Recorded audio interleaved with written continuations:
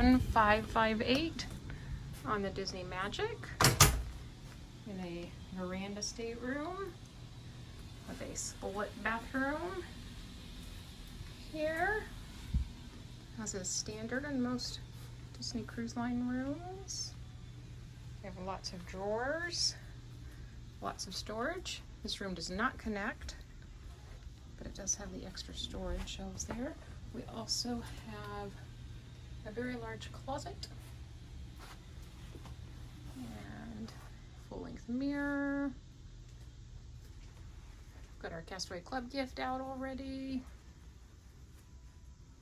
And some gifts we had pre-ordered to the stateroom. There is a refrigerator in there.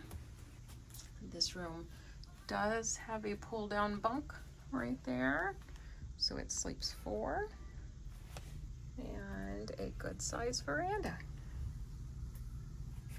We're in the Port of Miami, sailing out today for a 5-night double dip sailing. And that is it. Thanks for watching.